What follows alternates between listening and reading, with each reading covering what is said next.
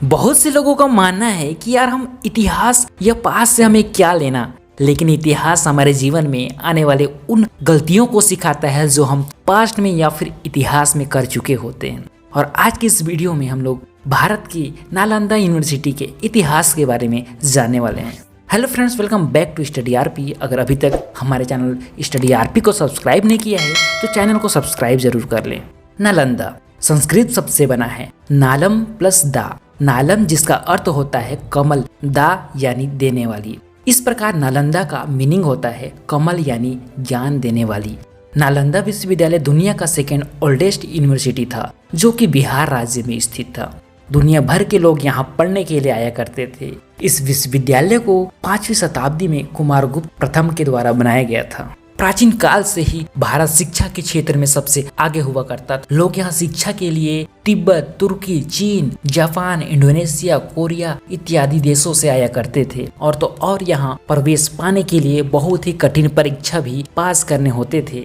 7वीं शताब्दी में प्रसिद्ध चीनी यात्री वेनसांग भी यहाँ शिक्षा लेने के लिए चाइना से भारत आए थे। इन्होंने अपने पुस्तक में अपने भारत यात्रा के बारे में और नालंदा के बारे में जानकारी मिलती है। और इन्होंने छात्र के साथ साथ शिक्षक भी रहे थे इस विश्वविद्यालय में। भारत में लगभग 15 साल रहे और नालंदा में 1.5 से 2 साल तक रहे थे। यहाँ शिक्षा का केंद्र होने के साथ साथ बौद्ध तीर्थ स्थान भी था। इस विश्वविद्यालय में लगभग 10,000 छात्र और 2,000 शिक्षक रहा करते थे। यहाँ हर विषयों की पढ़ाई होती थी, जैसे राजनीति, इतिहास, ज्योतिष विज्ञान, आर्किटेक्चर, व्याकरण, शल्य चिकित्सा, औषधि इत्यादि सारे सब्जेक्ट्स की पढ़ाई होती थी। इस विश्वविद्यालय में सभी छात्र निःशुल्क शिक्षा प्राप्त करते थे और साथ में निःशुल्क हॉस्टल भी सुविधा था। और इसको चलाने के लिए 200 गांव का राजस्व को मिलाकर इसका खर्च चलाया जाता था। विदेशों से ट्रस्ट भी दिया जाता था। फ्रेंड्स, नालंदा को टोटल 3 बार नष्ट करने का प्रयास किया गया था और अंत में बख्तियार खिलजी के द्वारा नालंदा को जला दिया गया।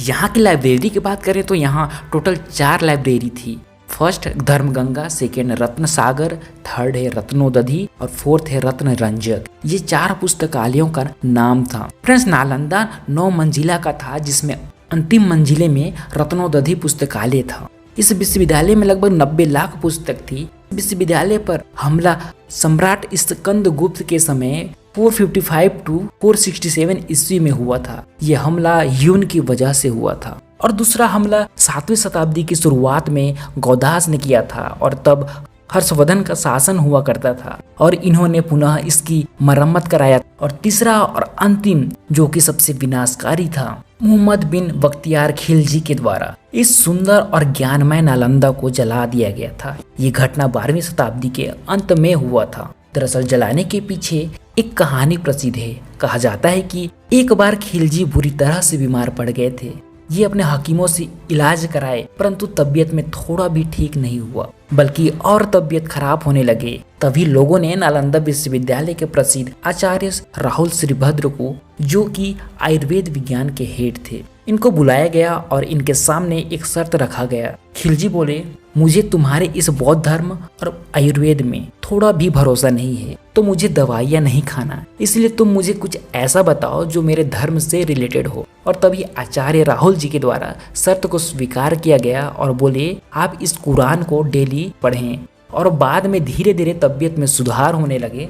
और जब ठीक होने के बाद इसके पीछे राज जानने का प्रयत्न किए तो पता चलता है कि आचार्य राहुल जी कुरान के हर पन्ने में दवाई का लेप लगा दिए थे और इनको पता था कि मुस्लिम थूक लगाकर पेज पलटते हैं। और बाद में ये जानकारी मिलते ही बख्तियार खिलजी नालंदा के लाइब्रेरी में गए और कुरान खोजने लगे, परंतु वहाँ उसे कुरान नाम का कुछ भी नहीं मिलता है। और तभी मूर्ख खिलजी के द्वारा पूरे नालंदा को आग लगा दिया गया, क्योंकि उसने सोचा होगा कि इस तरह से भारतीय विद्वान और शिक्षक पूरी दुनिया में मशहूर हो जाएंगे। और भारत से बौद्ध धर्म और आयुर्वेद के ज्ञान को मिटाने के लिए उसने नालंदा को ही जला दिया था और हजारों धार्मिक विद्वानों और बौद्ध धर्म के भिक्षुओं को भी मार डाला था। फ्रेंड्स, बताया जाता है कि जब इसे जलाया गया तो 6 महीने तक जलते रहा। तो फ्रेंड्स, ये थी जानकारी नालंदा विश्वविद्यालय की। अगर ये वीडियो इन्फॉर्मेटिव लगी हो तो प्लीज चैनल को सब्सक्राइब, लाइक एंड शेयर करें ताकि हमें इसे मोटिवेशन आए जिससे कि और इसी तरह से इन्फॉर्मेटिव वीडियो ला पाएं। धन्यवाद।